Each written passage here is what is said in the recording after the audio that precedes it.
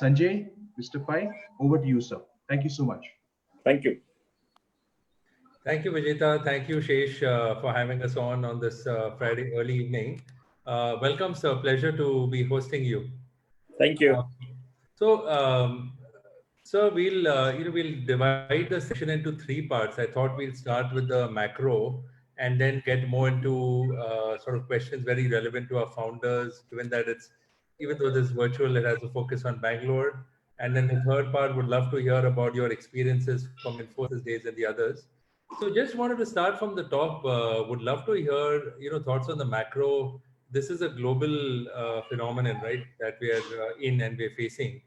Would love to hear a couple of your thoughts, lead-in thoughts on how India has responded at a country level, from the national and the government level, and what it means for the economy. If that's the second part, and also in one sense, in a lighter note, we'd all wish that we could start January, tomorrow, right? Because it's almost like the year needs a reset. So would love to hear what the outlook is also for India for the rest of the year. If you could just lead it, would love to hear. Sanjay, thank you for inviting me. Thanks, Shesh. Let me start by talking about the global scenario, then come to India, and I think what we ought to do. First of all, what is happening around the world is unprecedented. The global financial crisis, which most of us witnessed to, wasn't as global as the COVID-19 crisis is. Almost all countries in the world are affected, and almost all countries in the world have shut down economic activity. The fear is so palpable, primarily because there are many reports which say that millions of people get infected, millions die. It has not happened yet, but there is fear and there is no vaccine, and therefore people feel that the only solution is social distancing. And social distancing means people should not come together. That means a lockdown of business, shutdown of business, you can't go on the streets, etc. So this is global, this is unprecedented, and people do not know when it's going to end because there is no hard end date. If we miss one spread of the virus, we could have another spread later. There could be a second lockdown. We don't know. So there is fear, but it's very global. The second is, it has exposed the frailties of the global economy. What are those frailties? Well, the entire global economy was based upon a global supply chain with China at the heart. When China shut down in February, March, it meant that many parts of the world, manufacturing shut down because parts were not coming, medicines were not coming. The US discovered 92% of an active ingredient came from China. So China is the largest exporter, importer, and the largest foreign exchange reserve, etc. So the over dependence on China, which makes 24% of the world's manufacturing, was exposed, and many countries were shocked. They never thought China could shut down and the global supply chain could make them vulnerable. And the third, the oil economy just about collapsed. The oil economy collapsed because at the same point of time, the Saudis and the Russians had a fight, and Saudi Arabia started pumping oil out. But the root of this was that the US had increased shale gas production to 13.5 million barrels a day, and that is the largest quantum of oil production by any country in the world. And to counter that, because the Saudis and the Russians were cutting down output to maintain the price, and price could not be maintained, the Saudis tried to cut more. Russia did not agree. The Saudis pumped up more, and oil collapsed. Is now quoting at 21. That means a $4 trillion economy is now a $1.5 trillion economy. So it impacted possibly the second largest industry in the world. And the next big issue that we saw was that it showed all people around the world the focus and the advantages of technology. People had to stay at home. Many people started working from home. And in most part of the world where telecommunication links were there, people could sit at home and could buy goods, could get entertained, could get educated, could get healthcare, just almost anything. It was like magic. So one day you're walking in the street meeting people, the second day you're at home, and like we're doing now on Zoom, you could see it happening. I think Zoom went up from 10 million a day to something like 200 million or something like that. So the impact of technology and new ideas on our lives was exposed. The next point is very clear that people's habits are changing. When this ends, I think all of us, including people about 50, people about 40, people about 30, are going to change their habits. Are we going to go to malls as much? Are we going to go to shops as much? Are we going to cinema theaters, restaurants as much? We don't know. People's habits have changed, and people believe that the new habits will stick to them to some extent. but then inflection point. And the next big issue, which impacted all the world, is economic growth. What is the impact of COVID-19 on the world economy this year? Well, this year, the IMF says that the world's economy of 82 trillion could shrink by 3.5 to 4%. We saw the US economy come down by about 4.5%. European economy has come down by 3.5% with only 15, 20 days shutdown in Europe and the United States in the first calendar calendar quarter of this year. And for the whole year, on 82 trillion, even if 3.5, 4% comes down, that is about $2.5, $3 trillion. That's huge. It's the first time in many years that the whole global economy will see a decline. So this is real. People do not know, and there is going to be a deep impact. 36 million people are unemployed in America. There have never been an instance in America since the war, or maybe since the Great Depression or 1927, when so many people, such a large percentage, are unemployed. All the extra people who were employed after the Second World War are now unemployed. It is unprecedented. How did the world react? The world reacted by giving stimulus. America gave a $2.5 trillion stimulus. Japan gave a $1 trillion stimulus. And all of the countries of Europe are given about $1 trillion. $4.5, $5 trillion of stimulus have been given by printing money. And that means the supply of money increases. That means inflation may rise, but inflation will be down because they destroyed demand all around the world. And this increase in liquidity means interest rates are going to come down. And if they have come down, the US interest rates are 0.25%, almost negative. UK is almost negative. For the first time in the world, official interest rates are nearly negative this year. What about the impact on India? Well, the impact on India is as severe. We are seeing the national shutdown. There have been millions of migrants who tried to go away from the big cities, and they're all stuck. Now they're being allowed to go. Economic activity is shut down for the whole month of April. And I'm told that not a single car has been sold. A single personal vehicle has been sold in the whole country for a month, which is unprecedented. And we are seeing people's income get destroyed. Possibly 3.5, 4 crore people will not be paid wages for the month of April. We don't know, but we're seeing a lot of the contract labor not being paid. So the impact on people's employment, on demand is very extensive. And in the organized sector, 90% IT staff are working from home. Again, unprecedented. It happened over a period of just 1 week or 10 days. And this shutdown has caused hospitals to shut down and work at 30% and things like that. It basically means the whole economic activity of everybody in this country has come down. What will the impact be on the economy? This year, on a 205 lakh crore economy, 205 lakh crore, $3 trillion economy, we could grow at 1% or maybe negative. That means 20 lakh crore of GDP, which would have happened this year, is gone. Would have grown at maybe 6.5%. Would have had about 4% inflation, 10%, and 10% is 20 lakh crore. We may not have anything. Agriculture makes up about 15% of GDP. There's a bumper crop. It'll grow at 3.5%, 4%. Industry makes up 25% of GDP. It'll be in decline, maybe 10% decline, minus 2.5%. Services, 60% of GDP. And services include hotels, restaurants, airports, retail, etc. And there, barring the government services, which is part of services, the rest of them may be in decline. So services could grow maybe 2 to 3%. The entire economy could be, negative. And we have never seen negative growth in an economy ever since. And I've not seen it in my whole life. And I've been around slightly longer than most of you. And the government has also tried to reduce interest rates. There is 7 lakh crores released as liquidity in the money markets, which is placed by the banks at the reverse repo, the RBI 3.5%. Government came with the stimulus for poor people. And now government wants to come with the stimulus for MSMEs.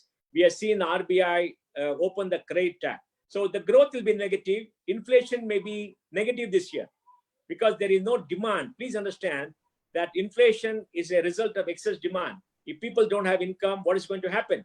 Now, for the rest of the year, if we open up, it will be a gradual opening up. Maybe only by September, we could see some level of activity equal to 60, 65% of normal activity. So for the whole year, activity will be dull. The only hope for India right now is that government comes with a large reconstruction budget to spend on infrastructure so that the next year, that is 21-22, will be a good year. IMF said in the first instance, India will grow 7.4% next year. But I think, if we don't start spending on infrastructure and pumping up the economy, it may not happen. So as far as this year is concerned, is a washout. How should we react? Now, for all of us, I do feel that we should get into survival mode. Survival mode means cut unnecessary costs, cut fixed costs, maybe cut down salary, don't shed people, keep people together, and elongate what you do. And also make sure you relook at a strategy, relook at your internal processes, and remake your company, learn all the lessons, what worked, what did not work earlier, and reshape your future and get ready. Third, use more technology to reach people, because not certain you'll be able to travel in India, will be able to talk to people, but most people are used to now talking on Zoom or any other audio video chain, and I think this is going to happen. So I think India also has an opportunity, because the global supply chain disrupted, many countries are trying to take away the work from China, come everywhere. Right now they shifted to Vietnam, it may come to India. So India has set up a marketing team. For business, tighten your belt, cut your costs, last it out, talk to investors, persuade them to give you some money and carry on. But be prepared for a very, very tough year. Thank you, sir. Thanks for that. Thanks for that opening. I think you've touched upon, in a rightful way, quite a somber and a cautious note, because this is unprecedented, like you said, and it's also global. Everybody's facing it. The C-Link behind me is empty, right? It's going to stay. We've got to get mobility back on the road. So you also touched upon a lot of the headwinds and the sort of the negative impact, the deflation. I wanted to also move to the positive side, right? Let's call it the silver linings and the tailwinds, that side of it. What we're seeing is, we're spending a lot of time hunkered down with our portfolio, going a little slow on new investments, but really working with the founders to, make sure that they conserve the cash, extend runway, and focus on existing customers, right? Reduce that churn. Can you talk a little bit? This requires also a change in founder mindset, right? This is not just in terms of, okay, let's cut costs and shrink, but is there a framework for the silver linings, the positive side? For example, if you look at healthcare, telemedicine, we've got an Unacademy, right? An online edtech. Slivers, interesting opportunities that will be attractive to go after. Any suggestions for a framework to look at the positive side? Look at like JD.com was invented in a downturn. Uber and Airbnb, of course, started after the financial crisis. Would love to hear the other side of this, the tailwinds. Well, I think the biggest takeaway from this crisis is the digital era has arrived with full force. What would have taken 3 to 4 years, millions of dollars being spent on marketing and giving freebies, has now come just all of a sudden. Because for the last 45 days, if you live in Bangalore, I'm sure in Mumbai too, you've been under lockdown and you have survived and you have reacted like anybody else using technology. So people's habits have changed. For all the startups who rely on technology, who are in B2B or B2C, the difficulty was how to reach your consumers. Or the consumers are coming to the web. Consumers are adopting the digital way. Consumers are searching. So now you must reorient your strategy to reach out to them, to make sure there's ease of reaching out to them, and customer convenience is very, very high, and give them the goods or services that you can give them. We are finding many food delivery companies do a unique service. They reduce discounts, they reduce marketing spends, and they try to become viable. So the digital era has arrived, and that means whatever you're doing earlier and possibly struggling with high cost to get customers is coming to you. So it is your opportunity to sell and to dominate. The second thing is, this forces you to relook at your economic model and the business model. The economic model and business model for many of them were built upon freebies, were built upon mass spending, GMV. It is brought in discipline to everybody. Discounts are disappearing because it's difficult to get things done. It is expensive and people have to pay for it, and people are willingly paying. I don't think people are holding back because they see the prices are high. They're not, because they have no other option. So I think relook at your business model and rework. And the third thing is, when you see volumes going up, then you obviously are going to improve the throughput. So productivity is going up in a sort of a way. The same set of people can do 10 times the kind of work that they were doing earlier. So for B2C, it is a boon. For B2B, it's a boon because many industries are now adopting technology faster, because they believe when the COVID ends, you're going to have a distributed workforce. Most people are going to work from home. So you need to have security. You need to have new tools. They're buying all the tools. They're going digital in a big way. They're adopting enterprise products in a very big way. So spending on technology will go up because technology will be the differentiator. And this is your big day if you're in technology business, to sell. And now I hear that many people are easier to contact and to talk to get business from the business side. But the key issue is entrepreneurs and founders should be ready for this. They must elongate the cash they have in the bank, and they must make sure that they keep the people together, and they must talk to the investors and convince them that money is required. If you don't have enough runway for 6 months, 9 months, you could be in trouble, because investors are shell-shocked. And investors with cash are looking at who are going to be the winners, because everybody is not going to be a winner, and they want to bet on the winner and make more money, which is all right. So I think you have to make sure that you can go out and you can read them.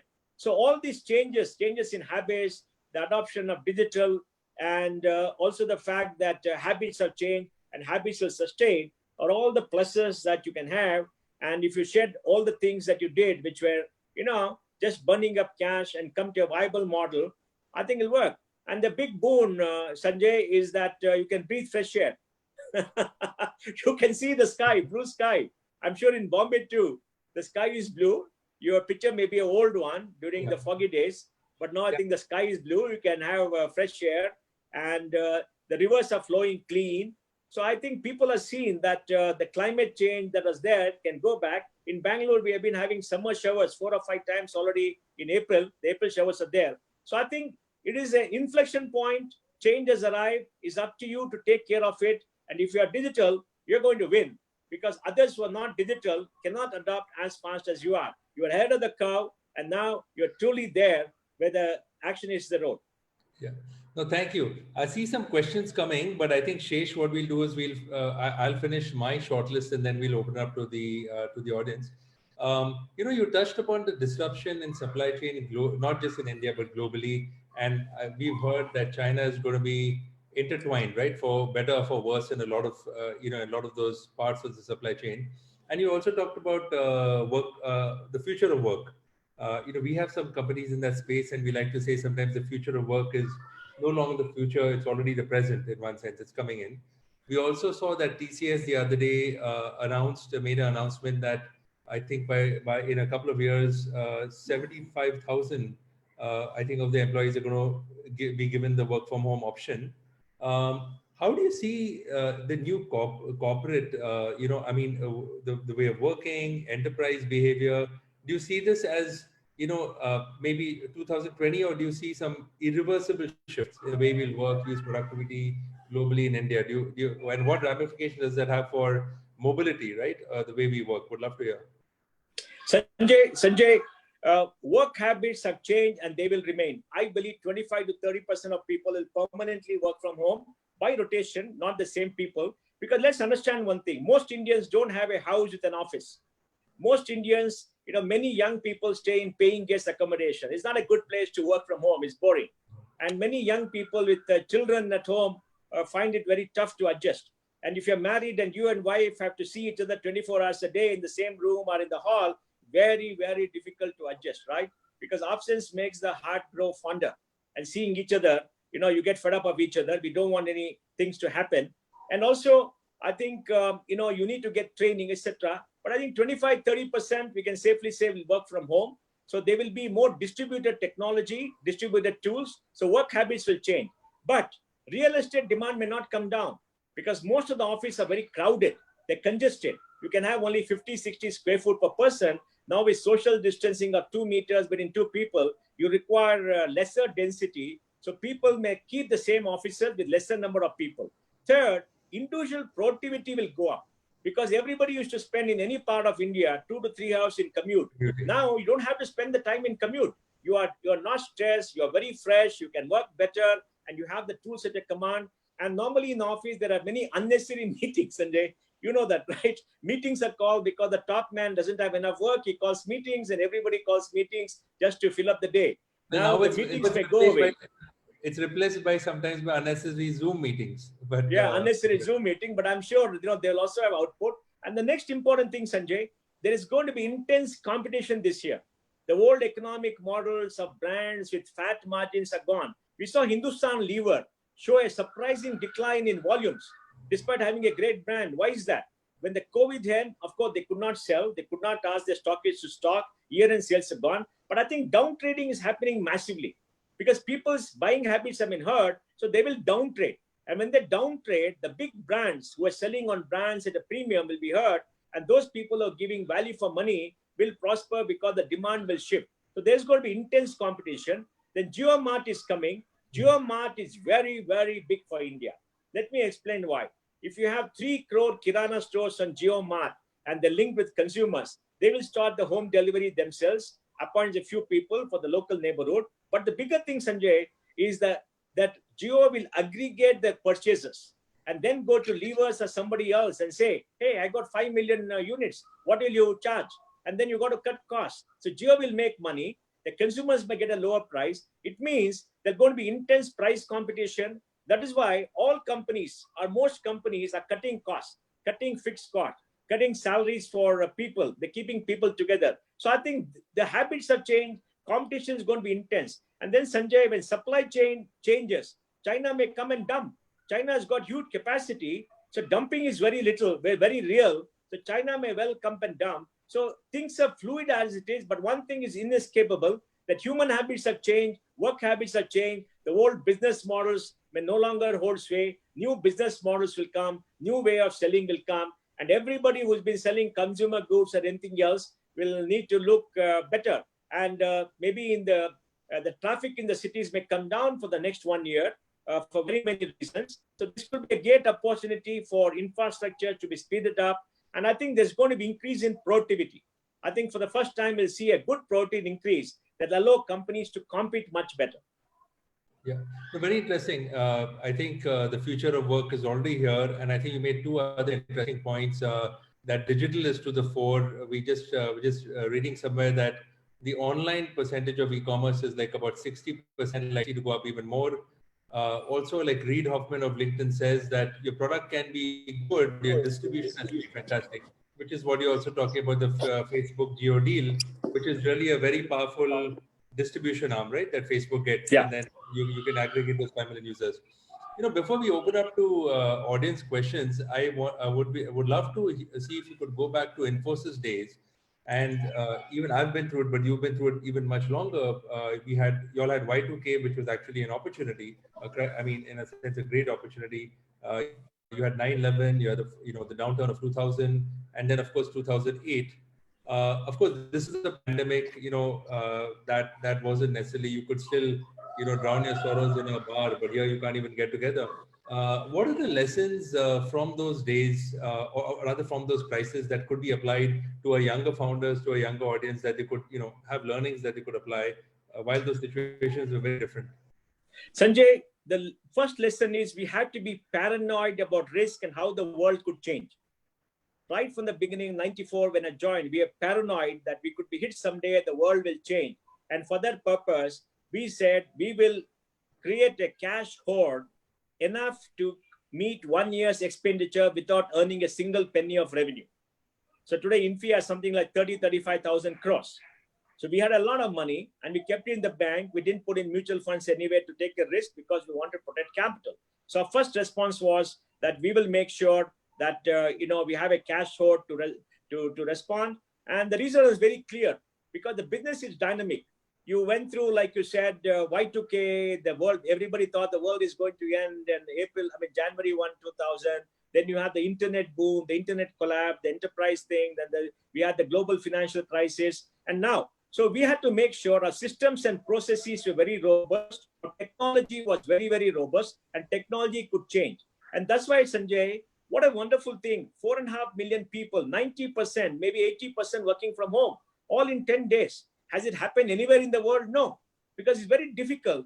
And yesterday I was speaking to Keshav of WNS, and he was telling that 3 crore desktops were shifted to people's home in 10-15 days. 3 crores, getting approval from clients, security clearances, giving them all the gadgets, putting it up, networking. It's unbelievable what these companies did. Infy has more than 90% working, TCS has 90%, Wipro has 90%. It's truly extraordinary what they did. So building up the cash, all three have great cash, building up systems and processes. And next, management culture. Very top-class management culture, very, very good reviews, and making sure that people are empowered so they could change.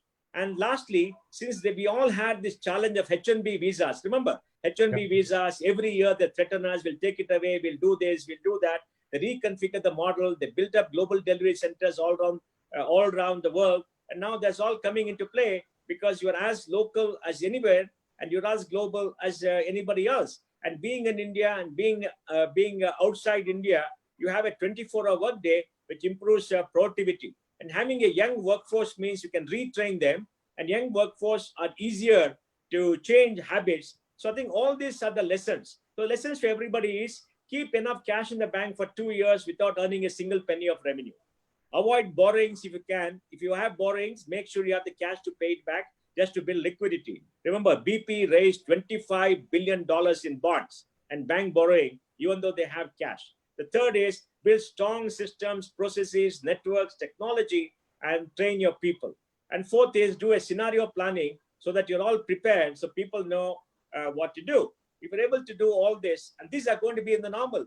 And Sanjay, we don't know whether the COVID is going to end. We don't know whether we're going to have a vaccine. We don't know whether there's going to be another lockdown coming. So we are living in the age of uncertainty. Uncertainty in India, in our cities, and globally. Nobody knows what will happen. Possibly the world will take a risk and say, we're prepared to accept so much of casualties like a war, and we'll go ahead because otherwise, I mean, the world is gone. Because, you know, nobody can give bailouts for 12 months a year. A bailout for a month or two is okay. After that, all countries grow broke. In America, there are riots on the streets, right? People are marching on the streets for opening up. So I think these are the lessons. Get prepared, be productive, use technology, keep cash in the bank. And for keeping cash in the bank, my advice to all founders is, please talk to your investors once a month. Please talk to them, keep them abreast. Don't treat them as guests who have come to you, given you money. They are the owners, they are your partners, and keep talking to them. And in need, they are the ones who stand by you, not new investors. They're already existing, but you must communicate. So investor relation will occupy top priority for all founders. In fact, Mr. Pai, that's a great point, because the same principles apply even to us when we talk to LPs.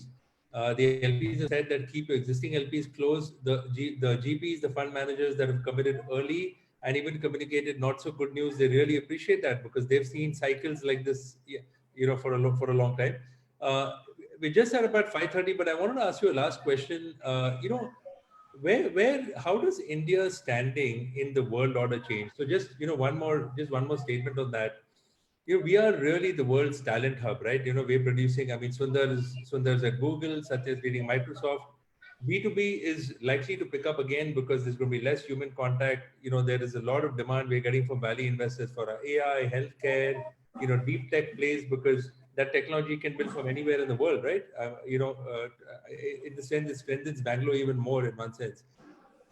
If you look at it overall, what would be your, you know, whether it is words of encouragement or this thing, that what is India's standing in the new world order? What is our opportunity to capture? See, our opportunity capture is to become a global provider of goods. We are already global provider of services, but expand it. But to the world, India has demonstrated how a country of 1.3 billion, 3.37 billion people can shut down at 6 hours notice, survive and grow and deliver goods and services to all its people. No country has done that. No country has done that because they don't have large populations. Every country is suffering, but India has done that.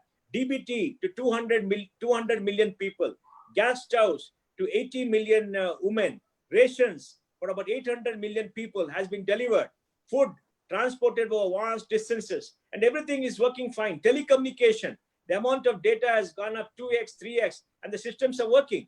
Everybody is doing Zoom or call or whatever it is at a very, very low cost. Productivity is increasing and the systems are standing firm. So India has shown the world that India is truly a digital power.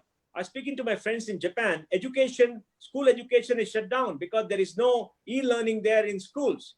And people are not able to work from home because they don't have the technology. They're not invested. They don't have the systems and processes for people to work. They just tried e-health and it seems to be working. But many areas of e-health, e-commerce, e-delivery, and all the things that we have been doing with all the young entrepreneurs and all the funds investing, is suddenly taken off. And it seems to be working across large sections of population. Yes, there's still 5 to 6% of people who are not part of it for various reasons. They don't have purchasing power. So I think India will benefit from the shift of manufacturing from China, risk diversification, but India has to have marketing teams go out. India has shown the world that we are digital power and we can export our digital technologies. And India has shown that we have the technology and the capability to adapt to anything that happens in the future. And India has shown that is an ally for pharma. Remember, about 50 countries are taking pharma products from us. So in the future, we'll have the mobile industry going up tremendously, the pharma industry, the IT service industry, the metals industry, etc. So I think it's India's year. And if we capitalize on it, if we have enough capital, in the next 4 to 5 years, we will grow and we will be the third largest economic power, and we will achieve all the dreams, 100 unicorns by 2025, correct? $500 billion of value for the startups. We should be able to get at least 70, $80 billion coming in from now till 2025. And we should be able to get FDI, which is now $45, $50 billion, going up to $100 billion per year for the next few years. I think India's time has come. We are prepared. And I think we just have to be liberated in the business processes, and we'll do very well. Wonderful. I think it was great that we started with the somber headwinds, and then obviously you're looking at the silver linings, glass are full. Thank you so much, Vijeta. With that, I'm going to turn it over to you because I saw a lot of questions coming in. So yes. Over to you. Definitely. Thanks, Sanjay and Mr. Pai. So I just give the crisp questions, and then you can take it in the order that you want, sir. There's a question that's come out about stringent cyber security and data privacy laws to adopt to this new digital wave. That's number one. Number two, it's also talking about, which you did touch about, that the demand situation is going to be really going down. So what needs to be done to stimulate demand, or what should companies do to survive? Okay, let's answer that. You see, cyber security is going to be a very dominant theme for this year, and privacy too. New privacy laws will come because now people are seeing the benefit of privacy. And obviously, cyber security has been used by the IT service companies to get work to their people at home. And that's going to be critical. So we're going to see a burst of capital coming. And as far as supply chains are concerned, new supply chains have to build up. There's demand compression. People don't have enough money. They have not earned money. There'll be salary cuts for the rest of the year. So I think this year, the demand will be very quiet. And the only way to get demand up is for the government to spend massively on infrastructure. A new reconstruction budget is required. We written on it, and I hope the government is doing it. The Prime Minister knows about it. I'm sure he'll do that, because that government spending on infrastructure will improve the quality of India's infrastructure and improve productivity, and that will generate demand. Our whole idea as a country, as a people, should be prepared today for the next year. Invest now for the next year, and let us have a great booming year next year. And this year, we'll tie our belts one notch tighter or two notches tighter, cut our costs, become much more productive, leverage technology, and build up the demand over a period of time. And next year, we'll have a good year. Thank you so much, sir. As always, very crisp and inspiring. A couple of specific questions, which though you did touch base on it. Number one, the tax refunds that all the corporates are waiting for, and will the government do this faster, expedite it?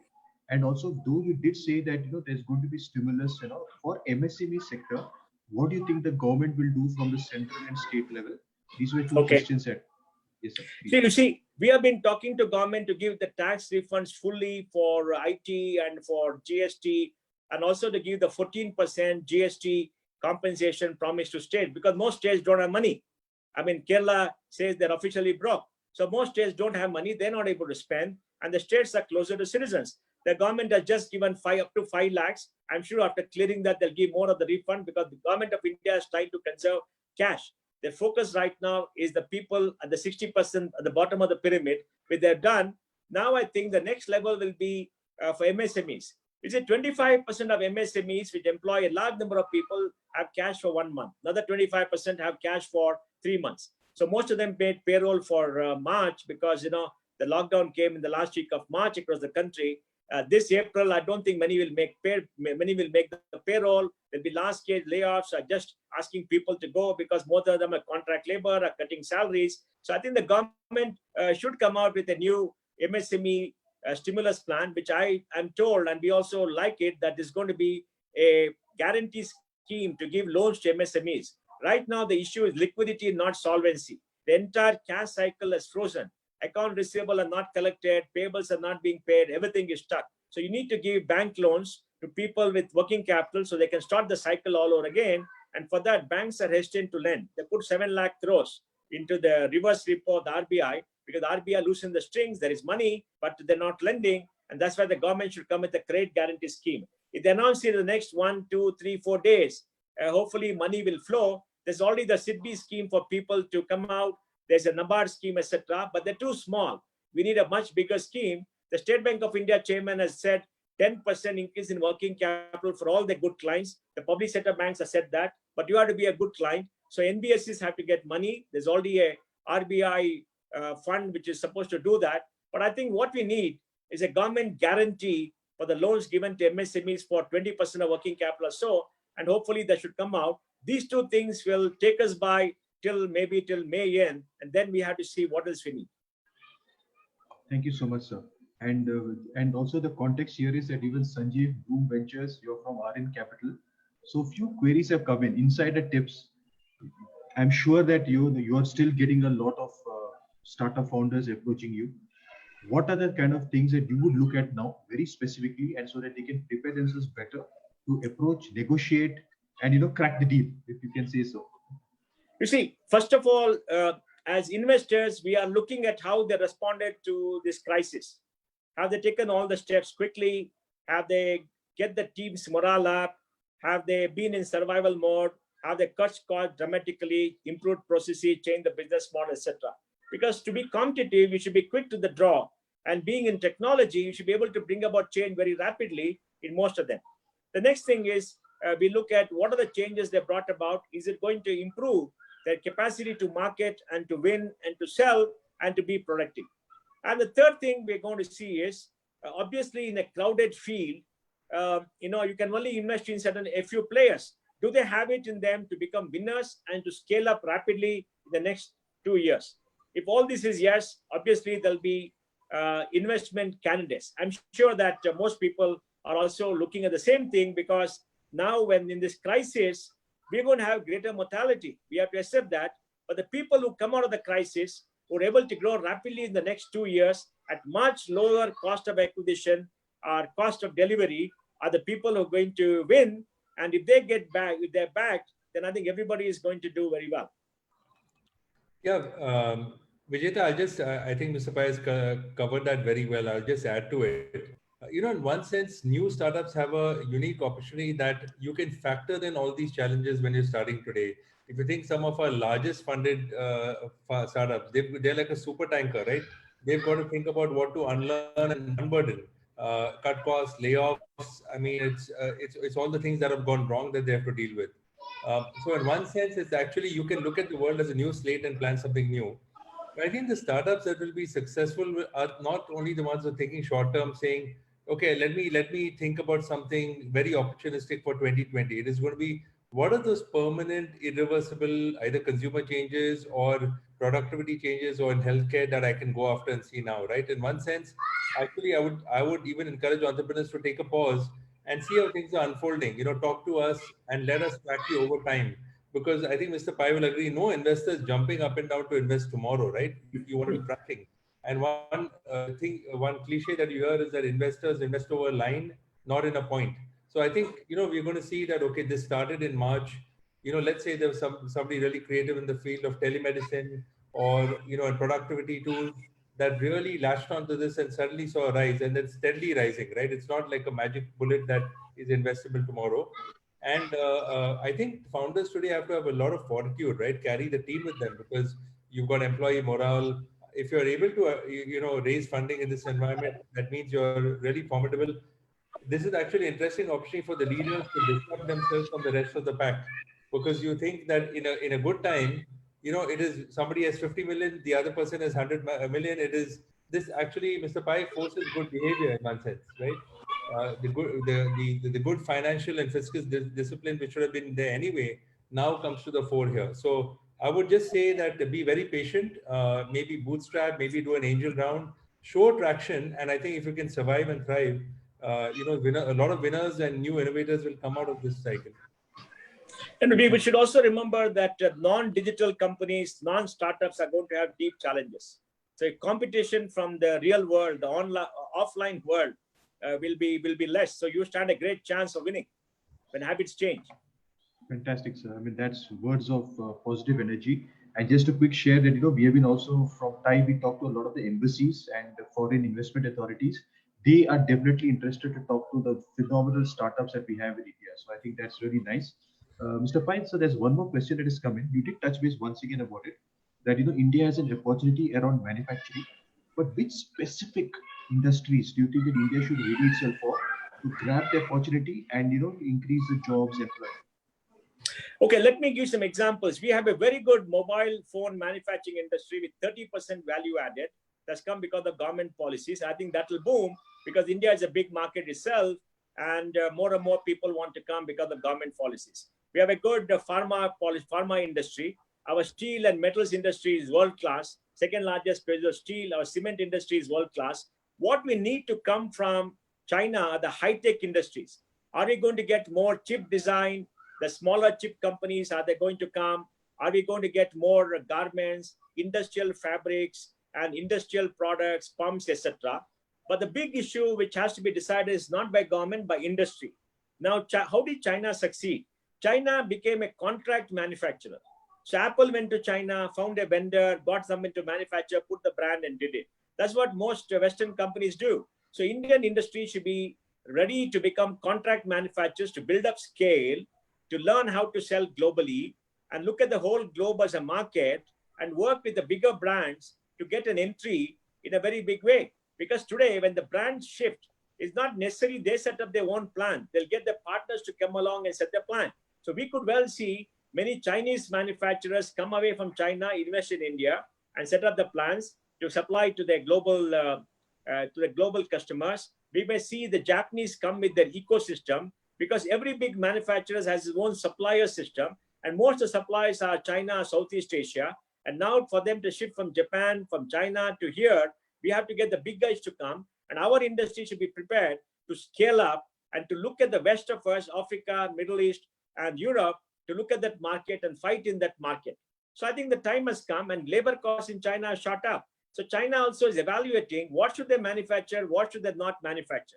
When labor costs go up, when population declines, because working age, the number of people in the working age population is coming down, and many people who are past 55 may accelerate retirement because they're all looking to live a new life in this COVID environment, when mortality, the fear of mortality is so very high, they're reevaluating what kind of life they must lead. So China will also look at many, many things. Now, industry going to Vietnam will go, but it's short term because Vietnam is a small country. China has about 500 million people working in industry. Vietnam's population is 65 million. It may soon become expensive. So India's got a great opportunity, but we have to build partnerships and look at the globe as a market. The last point is, I'm on the board of Havels. Havels set up a fully robotic, automated AC manufacturing plant in Gilot. The cost of manufacturing is equal to China, lesser than China, after adjusting supply chain. So today, any manufacturing plant will be robotic, will be fully automated, and that means the cost will be the same as any other country. So your advantage could be supply chain and labor costs, however small it is, and the brand. And that's where I think India has to relook, and India has to create volumes. Fantastic. That's a very interesting question that both of you should throw light on. Imagine that there's a great team, great startup, great founder, and they're possibly in the worst possible industry in this time. But they're good, they're really good. Now, how should they approach the situation? Hibernate, pivot, innovate. What should they be doing? How should they be thinking strategically and making the fast changes? Okay, I think to me, the strategy is to be customer focused and find out what do customers want. Are they meeting the customer's need? It could be a very competitive traditional industry. Are the customers getting the service and the quality that they need? And what else do they need? Is it working or is not working? And try to reimagine new ways of reaching customers and working with them and selling to them. And if you're able to do that and leverage technology, you can win. Because remember, if you're in a very crowded field, it's not necessarily the field is fully digital. You'll have many, many players closer to customers with deep relationship, with the cost structure, with the revenue model, etc.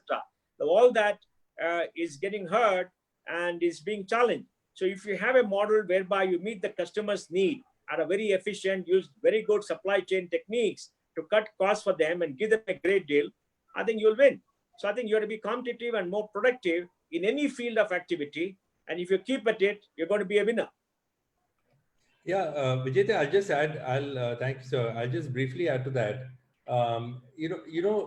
Digital is going to take off, but your customers don't necessarily need to be as high tech, right? I like to say that one of the biggest beneficiaries of high tech will actually be the old economy. If you look at, we've got gray orange robotics, which is basically making robotics for industrial warehouses, and that can be very transformative, right? You don't have to serve necessarily into the digital age in one sense.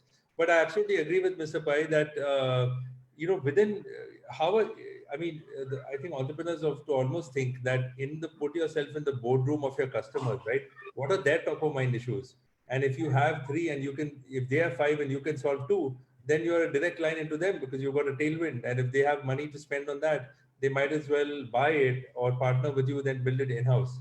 So there's no one size fits all. I would definitely say if there is a market that is going to be irreversibly changed, right? Like I think Mr. Pai knows real estate better.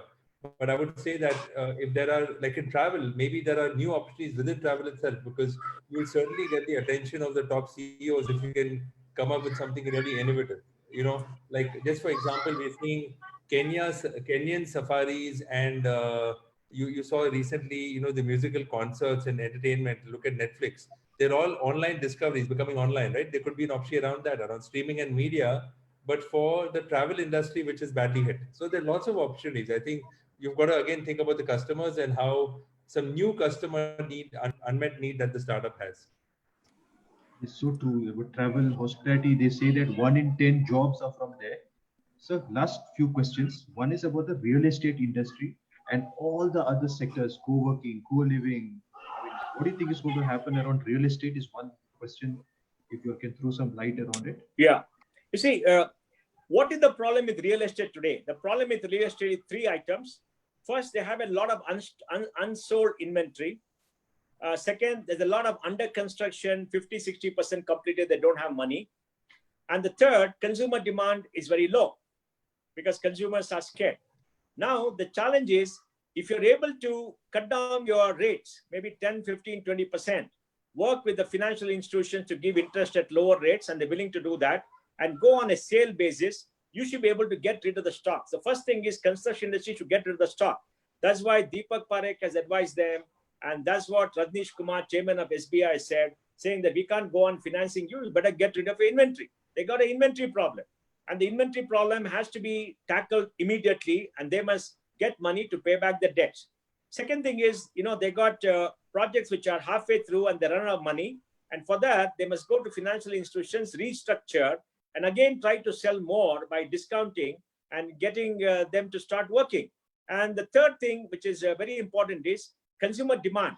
Now, why is there no consumer demand? Because people can postpone that. It's discretion. I can buy tomorrow, I can buy day after, because my job is not secure. So to incentivize them, come out with schemes whereby you can say that buy it, give 10%, and your 1 year installment will be paid by me, something like that. And if the bank is willing to take the risk on the person, that is fine. So we got to come out with very innovative ways to come. And today with work from home, most people will want slightly larger houses. So the cost comes down. What you're getting for 1,000 square feet, you get the same price, 1,200 square feet. That's fantastic. You don't have to discount the price, but give a larger flat. And what you are getting a little bit closer to the office, closer to where you are, that's fantastic. So you've got to relook at everything that you do. But the fact remains, mortality is going to be high in real estate if you don't move and move rapidly. And the last point is, I think there is requirement for a stimulus for those who can be viable, because real estate has backward linkages. Cement, steel, and all kind of building material and labor is very, very intense. The second largest industry as far as employment is concerned, and very important for India. And I'm sure the government is working out a stimulus program for them too. But the stimulus program, I'm told, will depending on all of them trying to get rid of the unsold inventory. It's going to be tough. People talk about office spaces, co-working, etc. Remember, with social distancing, you need more space in co-working places. They can't be as dense as they are. So you could have less people, maybe the same rates will come. There'll be lesser people because of all the social distancing. And the same thing could be for co-living. So for the same price, you could get more area less density could hurt people, but I think that will be the new normal in future. Okay, fantastic. So just the last couple of questions, which is 551. Okay. There's one that let's take a slightly more lighter and maybe personal question. There's something queries around what are the best work from home tools that you all are using to enhance your productivity, etc., etc. So maybe if you can share something around that. Okay, look. I have a very simple work from home philosophy. I mean, I'm using my iPad. I got my emails coming. I call them on FaceTime or Facebook and all that. And now we do Zoom for calls. And Zoom and Skype have been real boons because many people can come along. So I'm fine, except I'm at home and I'm using it. But what I hear from my younger colleagues or people much younger is they got tools for security to have distributed work so that confidentiality is maintained. They got tools for making sure that they don't get hacked. They got tools for storing many things because the volumes have gone up, and they got tools for translating voice into script and data so that whatever is spoken is recorded. So they're using all the things that are available in the market but they didn't use earlier, and they're doing just fine. That's very interesting. So there's one question that see, you're saying that chip manufacturing, other things we should try to get into India. What if USA gets very nervous about the disruption that has happened, and you said also that demand has come down? Sorry, thank you. What if they don't want to outsource? Then what do we do? I think Is that a challenge? outsourcing that the United States does, or the companies the US does, will be based upon two things. One, diversification, so they don't depend on one country. And if they depend on one country, one company, the delivery has to be all across the world. The Indian IT service industry is well diversified. More than 50% of the work is done on site at local sites with local people. So the visa things are gone, just as an example. And the second thing is that country going to be a partner or is going to be dominant? The problem with China is it became a very dominant supplier and it became a very big risk. And China was driving out Western companies from business. So India is not a threat in most areas where it works because India is not so big as China. We are not invested enough. So we'll be partners. And now with 250 million mobiles being sold and everything in IoT and others being chip-based, the time may come when the chip manufacturing industry could as well be set up in India, provided that equipment is available much more cheaply. I'm told that the equipment manufacturers, chip manufacturers, are trying to see whether earlier generation plants can be configured for a next generation chip. Because whenever a generation of chip changes, they have to scrap the entire plant. So that's why even though technology is available for 2 generations ahead, the chip manufacturers are working on 2 generations behind. And the next issue is, of course, India has got 250,000 chip designers and testers. And many of the startup companies are working in coming out with new chips which can work 4 times, 5 times faster, consume 50% less power.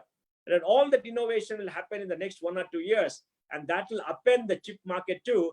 And hopefully with huge demand in India, with the huge electronics, IoT, and the sensors coming with huge number of devices, India could be the right place for people to come. And, I'm sure countries like the West and in Europe and the USA would prefer to have something in India rather than in China or elsewhere where they could be at risk.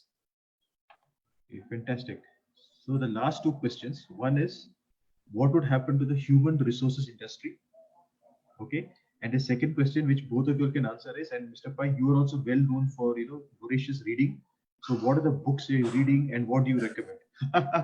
So these are the last 2 questions that I have, sir. Okay, let me take a shot and ask Sanjay. What are the first question? Tell me again. Sir, the human resources industry. Human resources. Okay, let me tell you. I think, what I see is, I think the gig economy will explode.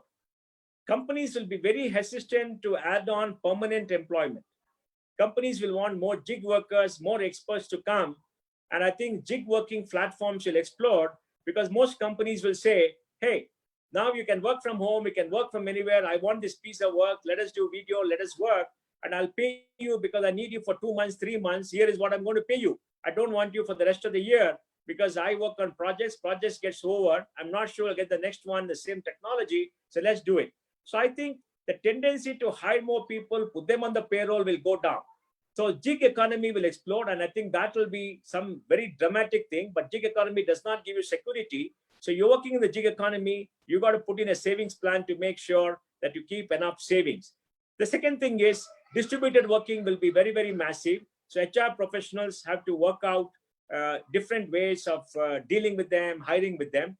Third, mental health issues and other socialization issues. We're all social creatures. We have our networks. We want to meet friends. We want to go to cafes. We're all logged in, and that is creating much tension. So I think, that kind of mental health industry will just explode, because people will want to take advice, what has to be done.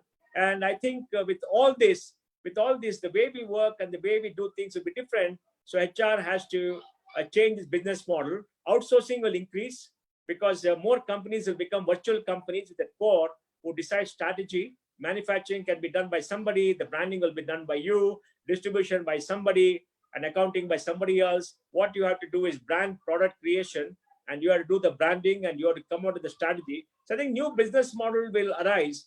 And I think global corporation, large workforces situated in particular locations will shrink. Now, as far as books are concerned, I'm reading much of my books. I'm reading Tony B's history. I'm reading a book called Ganga by Sujita Sen. I'm reading my old picture books on National Geographic. I'm reading MJ Akbar's new book, Jinnah's Islam and Gandhi's Hinduism. So many books which are there available, especially Sanjeev Sanyal's book, Sacred Geography by Diana Elk, etc. There are lots of books that are there in my library. I got 20,000 books. I've not read 10,000 of them. I'm trying to read a few. You just have to turn your camera to see Mr. Pai. Vijayda, just very quickly, I'm a big fan of football, so I'm reading this book called Leading by Sir Alex Ferguson, which is actually written by a famous VC, Michael Moritz of Sequoia. That's one. And then there's this, I've just started this $1 Trillion Coach by Bill Campbell in the Valley. I have a habit, I actually read 2-3 books in parallel. I can't finish one book. And there's also a very interesting book called Range, which actually talks about, in a specialist world, it's also important to generalize and partner and collaborate and bring different fields together. And there is actually learning from music and art and different fields also for founders. So while we go specialize, I think it's very important to also keep an eye out and do lateral thinking and learning. But yes. So thank you so much. And we just had Shraddha Sharma from Your Story. We just came in for 10 seconds, but she's going to be the next. Hi Shraddha, how are you? Hi Shraddha. How are you? She just zoomed bombed us, as they say. So nice to see you here. And I'm done.